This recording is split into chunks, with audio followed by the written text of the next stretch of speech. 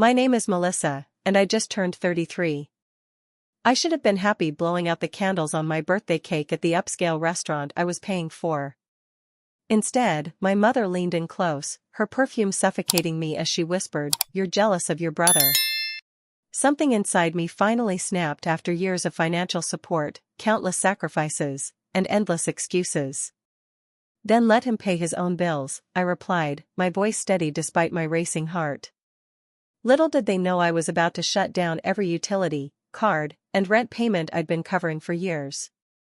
If you've ever had family take advantage of your generosity, let me know where you're watching from and hit that subscribe button while I tell you how I finally stood up for myself after years of being the family ATM. Growing up in Chicago with my younger brother Ryan was mostly happy. We were 5 years apart, me at 33 now, him at 28. But as kids, that age gap didn't matter much. Our middle-class neighborhood was filled with tree-lined streets and modest homes where we'd ride bikes until streetlights came on. Mom and Dad both worked, making ends meet without much extra. From early on, our differences were apparent. School came naturally to me, straight as without much effort, always with my nose in a book. Ryan was different, struggling with academics, but compensating with charm that won over teachers and classmates alike. He could talk his way into or out of anything, flashing that winning smile while I calculated compound interest for fun in math class. Despite our differences, we were close. I'd help him with homework. He'd scare away boys who teased me about being too smart.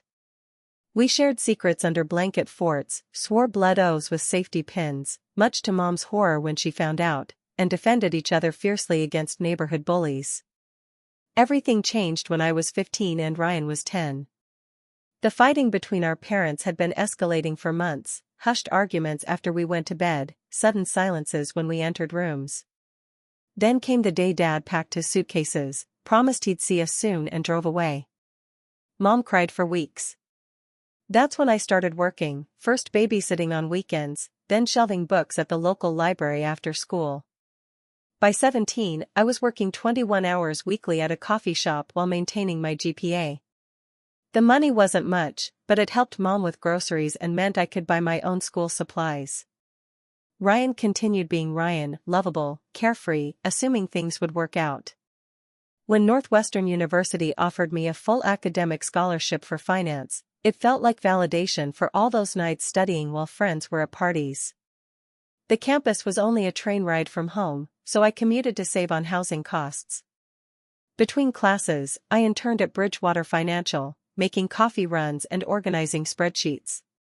By graduation, they offered me a junior analyst position.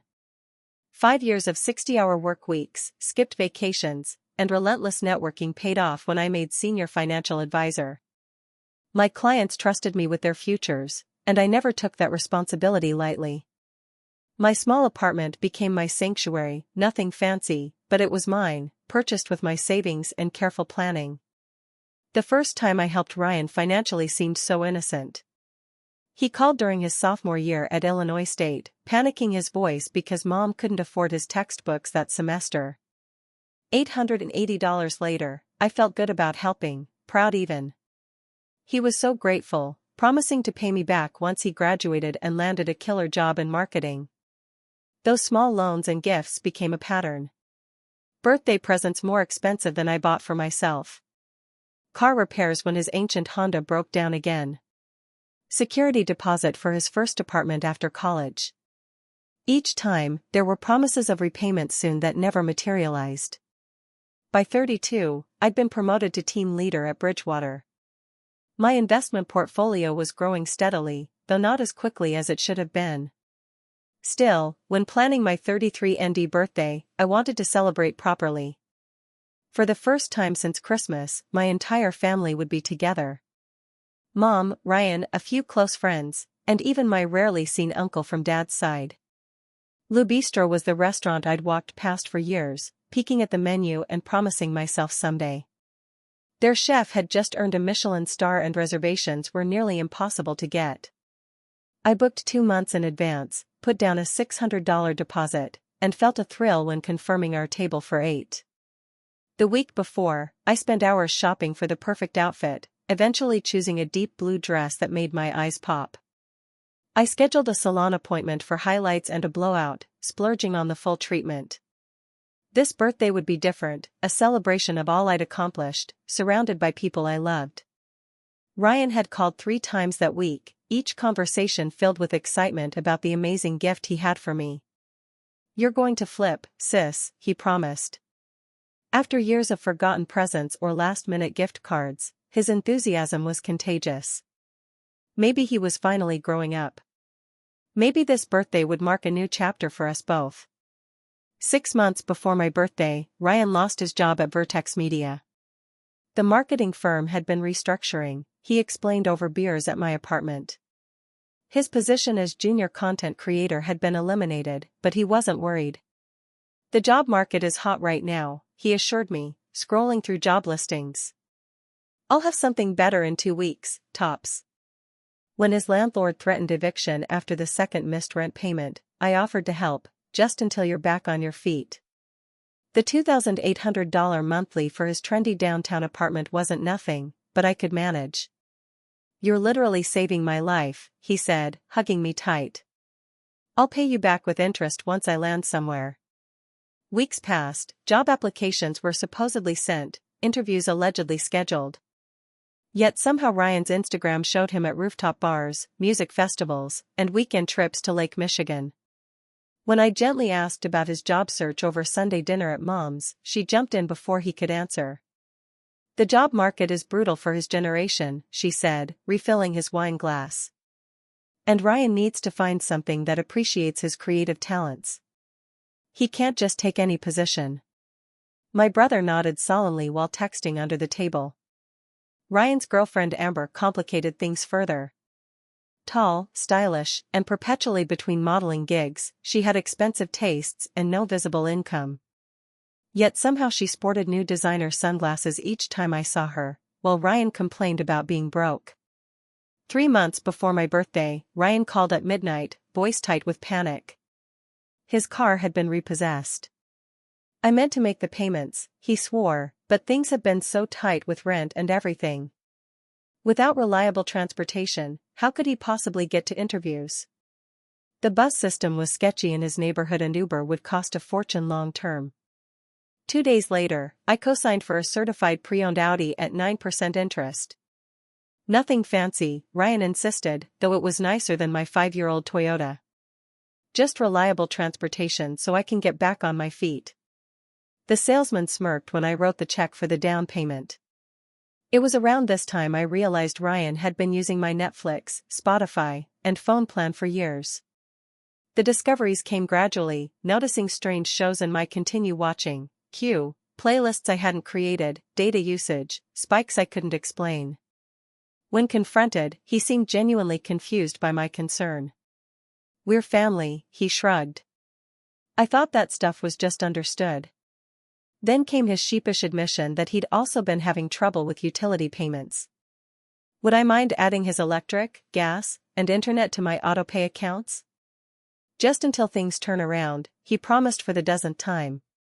The week of my birthday, Ryan texted asking to borrow $200 for something special he wanted to get me. The irony wasn't lost on me, but I transferred the money anyway. What was another $200 at this point? At work, my colleague Jessica noticed I'd started bringing lunch instead of joining the team's weekly outings to the sushi place downstairs. "Budget cuts at home," she joked, not knowing how close to the truth she was. I laughed it off, blaming a new fitness plan rather than admitting I was watching every dollar. My friend Taylor was less easily fooled. Over coffee the weekend before my birthday, she commented on the dark circles under my eyes. "You look stressed, Mel. Is everything okay with work?" When I hesitated, she narrowed her eyes. "Is it Ryan again? What's he done now?" I changed the subject, unwilling to admit I'd checked my credit score for the first time in months and found it had dropped 50 points. The credit card balance I'd always paid in full was now revolving, interest accumulating while I covered my brother's expenses. The morning of my birthday, Ryan called asking if he could bring Amber to the dinner I was paying for. "She's practically family," he argued when I hesitated. And she's been looking forward to trying Le Bistro. I reluctantly agreed, mentally recalculating the per-person cost of the meal I'd been saving for. An hour later, Mom called. "Just checking that you ordered chocolate ganache for the cake," she said. "You know it's Ryan's favorite." When I reminded her that I preferred vanilla bean, there was a pause. "Well, but chocolate would make everyone happy, don't you think?" I changed the order while still on the phone, the bakery charging an additional $60 for the last-minute switch. As I prepared for my birthday celebration, memories of previous birthdays surfaced unbidden. Ryan's 22st at an exclusive club downtown where I covered the $3,000 table minimum. His 26th at a beach resort weekend I organized and funded. Each year, despite not being the birthday person, my brother somehow received gifts more expensive than anything I got. "Ryan's just starting out," Mom would say, presenting him with the latest gaming console or designer watch. "You're so successful, you don't need anything special." My presents were typically practical, kitchen gadgets or business books, while Ryan received items from my own wish list that I couldn't justify buying myself. My apartment told the real story of my finances, stylish but modest, with furniture I'd collected gradually over years. The dining table came from a thrift store, refinished during a weekend project. My sofa was high quality, but purchased floor sample at 50% off. I lived comfortably but carefully, maintaining the spreadsheet on my laptop that tracked every expense. That spreadsheet had a separate tab labeled Ryan, a habit from my accounting days that now revealed an uncomfortable truth. Over the past 2 years alone, I'd spent $42,000 on my brother. Rent, car payments, random cash transfers, his portion of family gifts for Mom, utility bills, grocery deliveries when he was between paychecks. The total made my stomach clench. My credit card statement showed a $6,000 balance carried over 3 months, the first time in my adult life I hadn't paid in full. The minimum payments were manageable, but the interest felt like throwing money away, something I lectured clients against daily. I arrived at Le Bistro 40 minutes early, wanting everything to be perfect. The staff led me to our private dining area with exposed brick walls and twinkling string lights. The table settings were elegant without being pretentious, exactly what I'd hoped for when booking. Mom arrived 16 minutes late, air-kissing my cheek before settling into her chair. I couldn't help noticing her new purse, a soft leather Prada in burgundy that I recognized immediately. It had been open in my browser for weeks, part of my someday wish list. When I complimented it, she beamed. "Ryan helped me pick it out.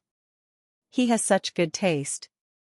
Ryan and Amber arrived 45 minutes after the reservation time, no apologies offered.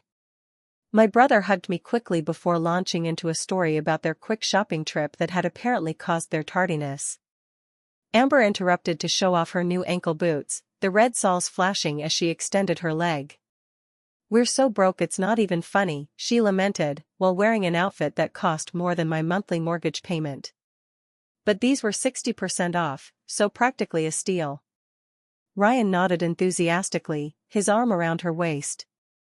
When drink orders came, my brother patted his pockets theatrically before looking at me with familiar sheepishness. "I think I forgot my wallet at home. Can you spot me? I'll Venmo you."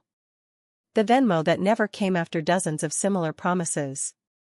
Throughout appetizers, I couldn't help noticing Ryan's wrist. The watch looked new, stainless steel with a distinctive blue face that I knew started at 4 figures. When I asked about it, he quickly changed the subject, pulling his sleeve down.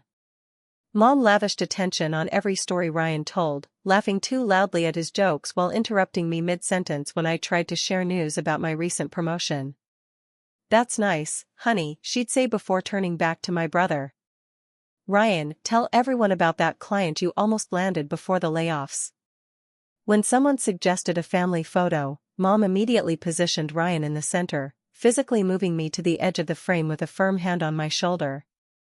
"The lighting's better over here," she explained when I resisted. The scene triggered a childhood memory, so vivid it made my chest tight. Christmas morning when I was 12, opening the small earrings I'd asked for while Ryan unwrapped the expensive gaming console no one could afford. What Mom didn't know was that my babysitting savings had mysteriously disappeared from my drawer that week, exactly the amount needed to cover the difference for Ryan's gift. I never mentioned it, seeing how happy he was. As main courses arrived, my headache intensified. Ryan was showing Amber something on his phone, both of them laughing. The Airbnb for next weekend, he explained when he caught me looking. Little getaway to Michigan wine country. You deserve a vacation after all your stress, Mom said, patting his hand. Job hunting is exhausting. Neither mentioned the thousands of dollars in rent I was covering while they planned wine tastings. Ryan's landlord came up in conversation when my friend asked about his apartment. That jerk is being impossible about the late rent again, Ryan complained, rolling his eyes. Threatening eviction over a couple of weeks. Some people have no compassion. I took a large sip of wine, avoiding Taylor's knowing glance from across the table. The couple of weeks was actually 3 months of rent payments sitting in my bank's pending transactions scheduled to process at midnight. The birthday cake's arrival should have been a highlight of the evening. 3 tiers of chocolate ganache with gold-dusted decorations, exactly as Mom had insisted upon. Lou Bistro's pastry chef had outdone herself, creating something worthy of a magazine cover rather than my modest celebration. As servers placed the masterpiece at the center of the table, a moment of hope flickered inside me. Everyone gathered around, faces illuminated by the soft glow of approaching candles. Perhaps this moment would salvage the evening, a chance to feel special on my birthday after all. Ryan leaned toward Amber, whispering something that made her giggle and nod enthusiastically. I caught fragments about the lake house and jet skis for sure, clearly elaborating on their weekend plans. My brother's hand casually rested on her thigh, his new watch catching the candle light. Ryan deserves a nice vacation, Mom commented, apparently overhearing. After all the stress he's been under with the job situation, sometimes you need to spend a little to recharge. She said this while I calculated how many extra hours I'd need to work to cover next month's additional expenses. The restaurant staff gathered around our table, candles fully lit, ready for the traditional birthday song. Friends and family joined voices in a melody that should have brought joy but instead felt hollow. As the song ended and I leaned forward to make a wish, Mom's voice came soft but clear beside my ear. You're jealous of your brother, she whispered, her smile never faltering for the benefit of onlookers. You always have been. In that moment, every sacrifice I'd ever made flashed before me in perfect clarity. Working through high school while Ryan enjoyed extracurriculars. Commuting to college to save money while he lived in dorms. Taking overnight shifts at the financial firm to prove my dedication while he partied through his early 20s. The vacations never taken, investments postponed, dreams deferred, all to be the responsible one, the supportive one, the one who could always be counted on when bills came due. Something crystallized inside me, a sudden, absolute certainty that nothing would ever be enough. No amount of money, support, or sacrifice would change the dynamic that had defined our family for decades. Ryan would always be the golden child and I would always be expected to ensure his comfort at my own expense. Then let him pay his own bills, I replied, my voice soft but perfectly steady. Mom blinked, confusion crossing her face as the implication of my words registered. Ryan looked up from his conversation with Amber, sensing a shift in the atmosphere. Excuse me, Mom said, her smile strained. I set down my napkin carefully beside my plate. I said, let Ryan pay his own bills, all of them, starting tonight. Mel, what are you talking about? Ryan laughed nervously, glancing around the table where conversations had begun to falter. Your rent, Ryan, $1,800 monthly for the past 6 months. Your car payment, $720. Your phone bill on my family plan, your Netflix, Hulu, Spotify Premium. The utilities you couldn't manage, electric, gas, internet. The credit card I added you to as an authorized user. The loans that were never repaid. My voice remained calm, each word precise despite the emotion churning beneath. I'm shutting down every payment, starting tonight. Amber's jaw dropped, her eyes darting between Ryan and me. You pay all his bills, she asked, genuine shock in her voice. All of them. She's exaggerating, Ryan said quickly, his charm switching on like a light. Mel helped out temporarily while I'm between jobs. It's not a big deal, right sis? $42,000 in the past 2 years? I replied, the spreadsheet figures burned into my memory. That's not temporary, and it's not helping out.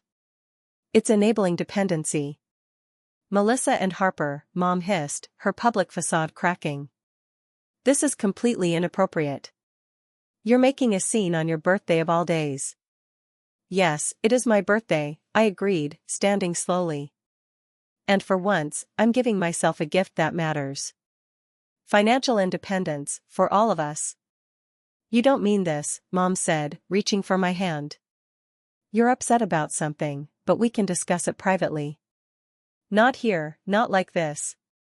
I absolutely mean it, I said, pulling my hand away. I've covered every expense, made every sacrifice, and received nothing but expectations for more. I'm done. Ryan's face had lost its easy confidence, panic rising in his eyes as the reality of my words sank in. But the rent is due next week, he stammered.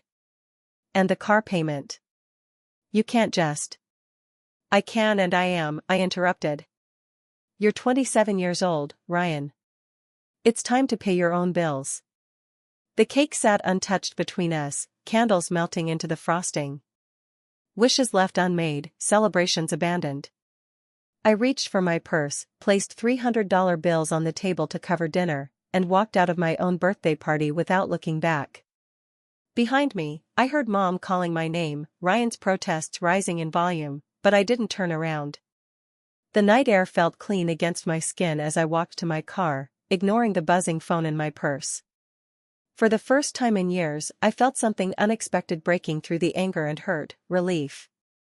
The drive home was a blur of streetlights and talk radio, anything to drown out the competing voices in my head. Guilt wrestled with liberation, uncertainty with resolve. By the time I parked in my assigned spot, my hands had stopped shaking, replaced by a calm determination I barely recognized. Inside my apartment, I went straight to my laptop. The familiar glow of the screen illuminated my living room as I logged into my online banking portal. Ryan's financial entanglements with me were extensive, requiring methodical dismantling. First, the automatic rent payments to Highland Property Management. I navigated to recurring transfers, found the $1,800 monthly payment with Ryan Harper Rent in the memo line, and clicked Cancel Series. A warning popped up, "Are you sure you want to cancel this recurring payment?" Without hesitation, I clicked yes. Next came the utilities, electric, gas, internet. Each required separate logins to different provider portals. I systematically removed payment information and initiated service transfers back to the account holder. Please note that service may be interrupted if alternate payment arrangements are not made within 3 business days. One website cautioned, I took screenshots of each cancellation for documentation. The phone plan was trickier. Ryan had been on my family plan for 7 years, his data usage consistently maxing out our shared limits. I logged into the carrier website and removed him as an authorized user, initiating the process to transfer his number to a separate account. User will need to establish their own payment method within 5 days to maintain service. The confirmation read, the credit card company required a phone call despite the late hour. I need to remove an authorized user immediately and request a new card for the primary account holder. I explained to the representative named Marcus. He asked no questions, efficiently handling the request with a professionalism I appreciated. Email to Ryan's landlord. This letter serves as formal notification that effective immediately, I am terminating all financial responsibility for tenant Ryan Harper at 1420 Lakeview Apartments, Unit 307. Any existing automatic payments from my account should be considered unauthorized after today's date.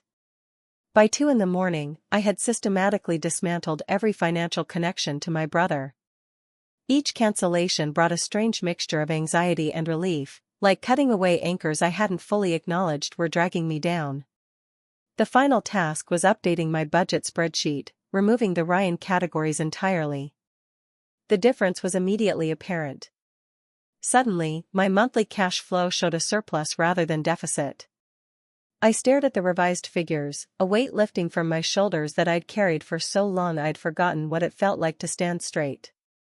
That night, I slept more deeply than I had in years, waking to sunlight streaming through blinds I'd forgotten to close in my focus state the night before.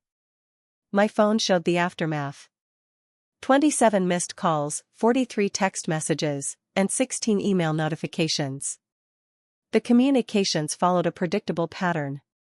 Ryan's messages evolved from confusion, "What happened last night?" to anger, "You can't just cut me off without warning," to panic, "The landlord called about rent being cancelled," to begging, "Please just cover this month while I figure things out." Mom's voicemails alternated between guilt trips, "How could you embarrass your brother like that?" and threats, "If you don't fix this immediately, don't expect to be welcome at family gatherings." Amber had taken their grievances public, her social media filled with vague posts about toxic family members and showing true colors. Several mutual acquaintances had messaged asking what happened, clearly having seen only one version of events. Surprisingly, a text from Connor, Ryan's college roommate, offered unexpected support, "Been waiting years for someone to finally make Ryan grow up. Tough love, but necessary. Stay strong, Melissa." After making coffee and taking a long shower, I made one final financial decision, changing the locks on my apartment. The spare key I'd given Ryan for emergencies only had mysteriously been used whenever I was working late, evidenced by missing food and occasionally borrowed clothes or electronics. The locksmith arrived by noon, efficiently replacing the deadbolt while making small talk about the unseasonably warm weather. $300 later, I had new keys and a reinforced sense of boundaries. Monday morning, I scheduled a meeting with my own financial advisor, a humbling experience for someone who advised Barbara listened without judgment as I explained the situation, then helped map out a recovery plan for my depleted savings and unnecessary credit card debt. "You're in better shape than you think," she assured me, reviewing my revised budget. 6 months of disciplined spending and you'll be back on track toward your long-term goals. That Friday night, I realized something startling while reviewing restaurant options online. I could afford dinner out again. Nothing extravagant, but the neighborhood bistro I'd loved before Ryan's financial crises began dominating my budget. The simple pleasure of ordering without mentally calculating how it would affect my ability to cover my brother's car payment felt revolutionary. The real test came Wednesday of the following week. I was in the middle of a client meeting when our receptionist interrupted with an urgent message. Ryan was in the lobby, demanding to see me immediately. According to Sophia at the front desk, he was becoming increasingly agitated, raising his voice about family emergencies and being abandoned. Excusing myself from the meeting, I found Ryan pacing the marble floors of our reception area, disheveled in a way I'd never seen him. His eyes were red-rimmed, his normally perfectly styled hair unwashed. "You need to fix this," he said immediately, loud enough for nearby colleagues to hear. "They're going to shut off the electricity tomorrow and the landlord has started eviction proceedings." "This isn't funny anymore, Melissa." "I'm at work," I replied calmly, conscious of the audience's outburst had attracted. "This isn't the place for this conversation." "Where is the place then?" he demanded, voice rising further.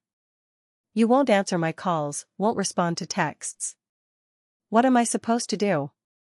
"You're supposed to pay your own bills," I said, maintaining eye contact despite his increasing agitation. "Like every other adult."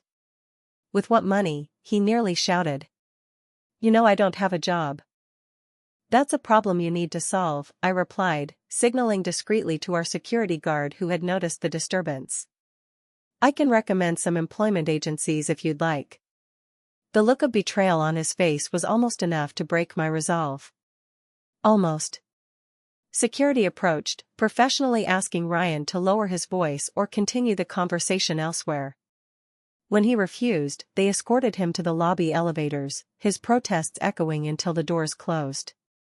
My colleagues were surprisingly supportive, several stopping by my office later to check if I was okay. Jessica brought coffee and admitted she'd been worried about me for months. "You seemed stretched so thin," she said. "Whatever that was about, you handled it with more grace than most would have." That weekend was the first in recent memory without a financial emergency from Ryan.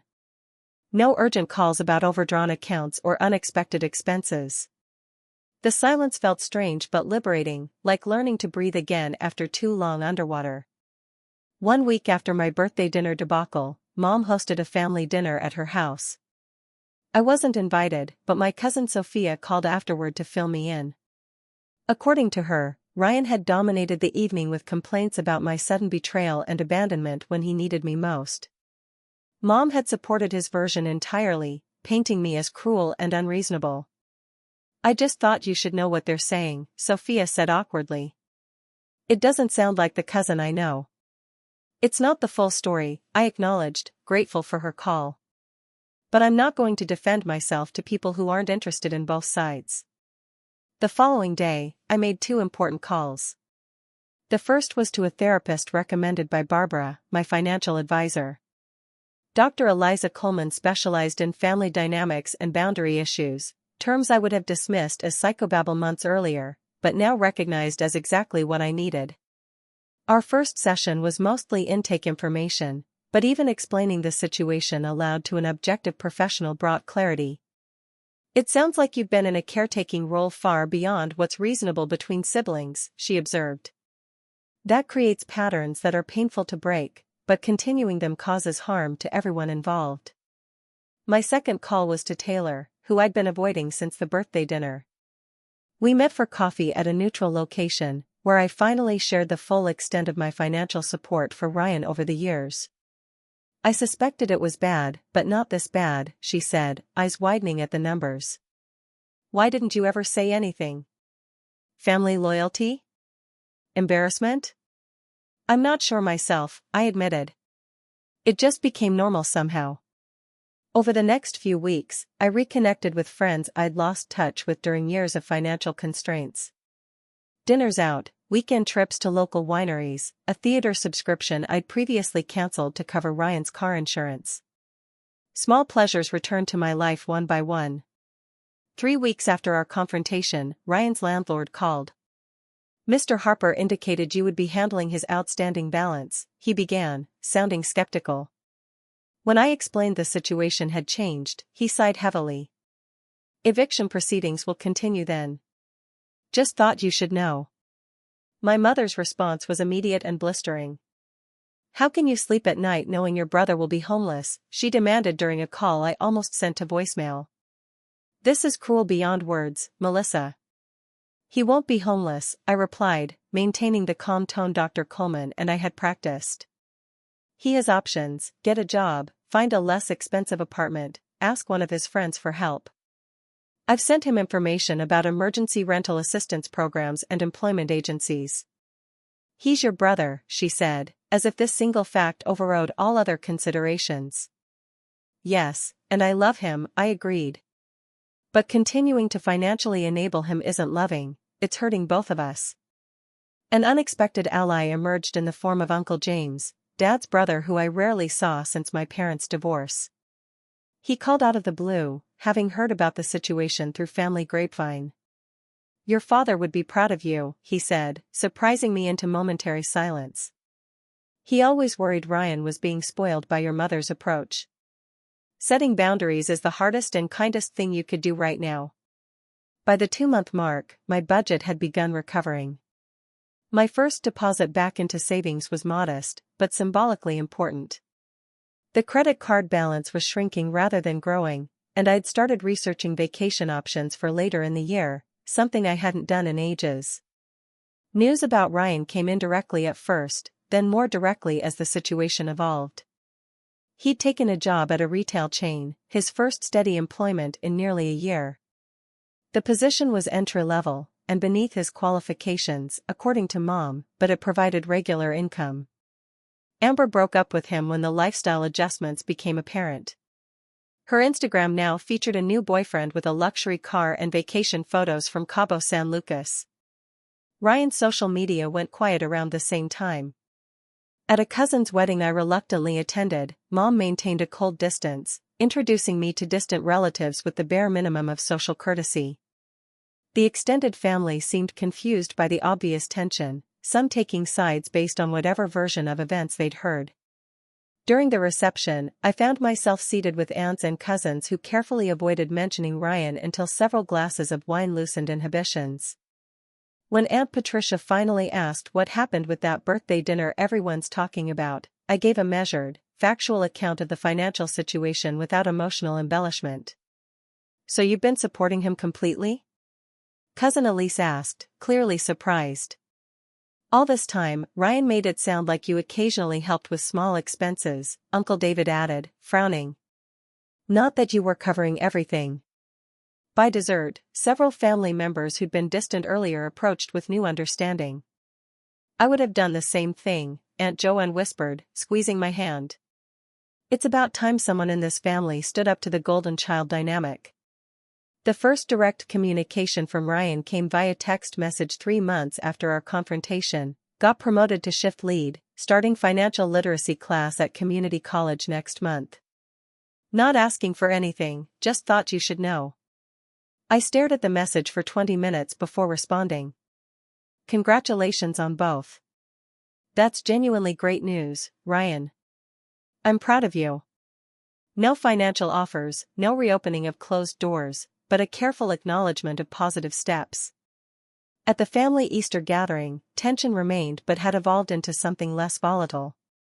Ryan arrived in a used Honda rather than the Audi that had been repossessed. He lived with 2 roommates now in an apartment that cost half his previous rent.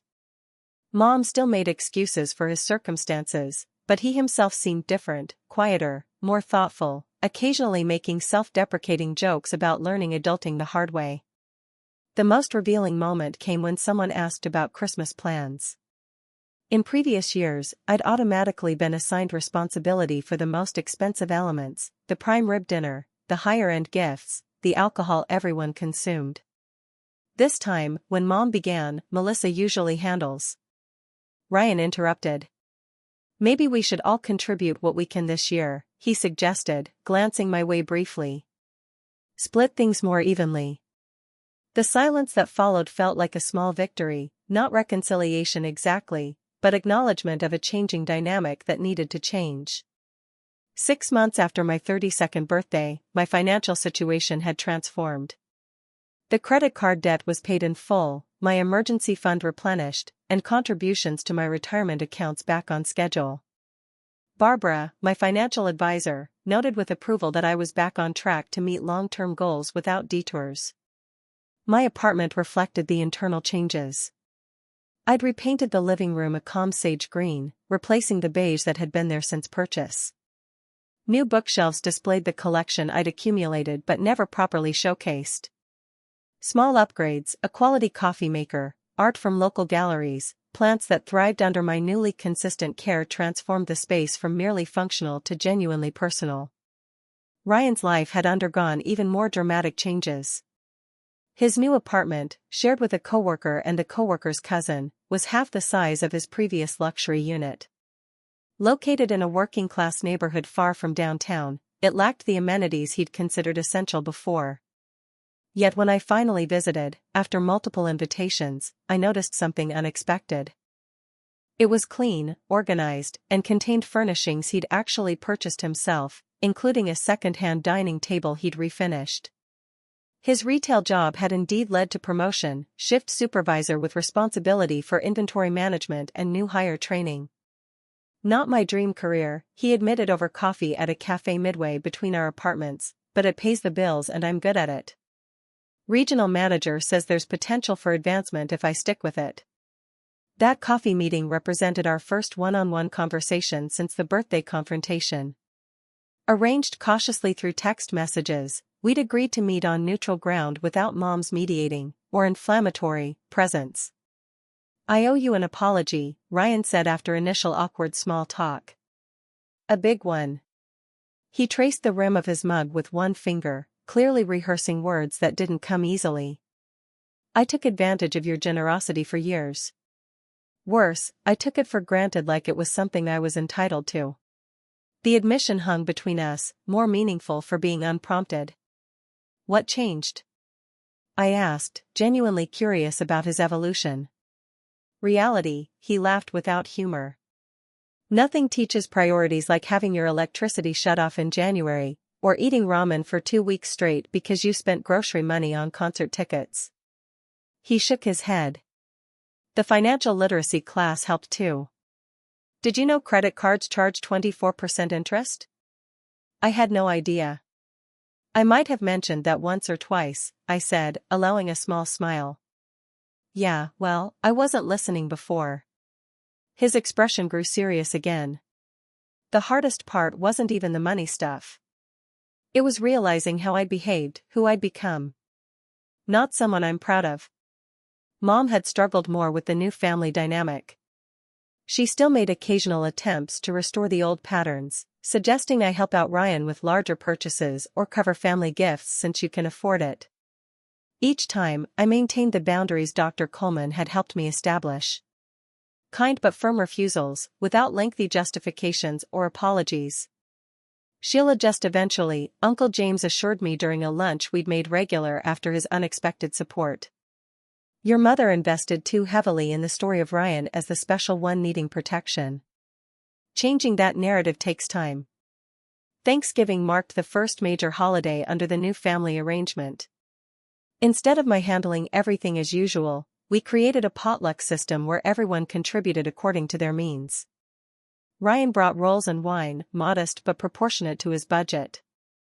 Mom supplied the turkey, but accepted others' contributions for sides and desserts. The tension never fully disappeared, but beneath it ran a current of healthier interaction. Ryan surprised everyone by bringing a thoughtful gift, photo frames containing childhood pictures he'd found and duplicated, one for each family member. The cost was minimal, but the effort substantial, exactly the opposite of his previous approach to gifts. My therapy sessions with Dr. Coleman had evolved from crisis management to deeper work on family patterns. The dynamic you described is classic. She explained during one particularly insightful session. You were cast as the capable one, the responsible one, which seems like a compliment until you realize it means you're never allowed vulnerability or support. Meanwhile, Ryan was cast as perpetually needy, which seems like getting the better deal until you realize it infantilizes him and prevents growth. Her insights helped me understand that my enabling wasn't just financial, it was emotional too. By constantly solving Ryan's problems, I'd participated in keeping him dependent, even as I resented that dependence. Helping isn't always helping, became our session mantra, a reminder that true support sometimes meant stepping back. The most surprising outcome was my newfound comfort saying no without guilt or extensive explanation. From declining optional work projects that didn't advance my goals to refusing social obligations that drained rather than energized me, establishing boundaries with Ryan had created a template for healthier limits in all areas of life. Dating, which I'd put on indefinite hold during years of financial strain, re-entered my life unexpectedly. Michael, a client's brother introduced at a charity event, asked me to dinner after we discovered shared interests in hiking and obscure documentaries. Our third date included a frank discussion of my recent family drama, a conversation that would have mortified me months earlier, but now felt like an important test of compatibility. Boundaries aren't just good, they're necessary, he said, impressing me with his immediate understanding. My sister went through something similar with our cousin. The most loving thing she did was stop solving his problems. The most profound realization came when observing Ryan's gradual transformation. His financial hardship, while painful, had catalyzed growth that my protection had previously prevented. He developed budgeting skills, work ethic, and resilience that no amount of advice from me could have instilled. The brother emerging from this difficult period was more grounded, more capable, and paradoxically closer to the person I'd always hoped he could become. I'm thinking about community college classes he mentioned during our most recent lunch. Business management. The company has tuition assistance if I maintain full-time status. The pride in his voice when discussing his own achievements was entirely different from his previous bravado. As my next birthday approached, Ryan called with an unexpected proposal. I want to take you to dinner, he said. Nothing fancy like last year, just Brady's Grill on Elmwood. Their burgers are great, and he hesitated before adding, it's within my budget. The gesture brought tears to my eyes, not because of the modest restaurant choice, but because it represented a fundamental shift in our relationship. For the first time, he was giving what he could actually afford rather than promises he couldn't keep. The journey from resentment to healthy boundaries hadn't been linear or easy. There were still difficult family gatherings, uncomfortable conversations, and occasional relapses into old patterns. Mom still sometimes referred to me as selfish when I maintained financial boundaries. But beneath the challenges ran a current of authenticity that had been missing for years, relationships based on genuine connection rather than financial dependency. The deepest lesson wasn't about money at all, but about the courage to redefine family on healthier terms. Love didn't mean endless sacrifice or financial rescue. Sometimes it meant standing firm while someone you cared about faced necessary struggles. Sometimes the most generous gift was refusing to give what ultimately harmed both the giver and receiver. As I looked toward my 33rd birthday, I realized that what seemed like an ending, that painful confrontation over melting candles, was actually a beginning. For Ryan, for me, and for our family's future. The relationship we're slowly rebuilding might be different from before, but it's built on something more sustainable than one-sided sacrifice. Have you ever had to establish difficult boundaries with family members who took your generosity for granted? How did you find the courage to finally stand up for yourself? Share your experiences in the comments below, and if this story resonated with you, please like, subscribe, and share with someone who might need to hear it. Remember, sometimes the most loving thing we can do for others is to stop solving their problems and let them grow through their own challenges. Thank you for listening to my story, and I wish you strength in your own journey toward healthier relationships.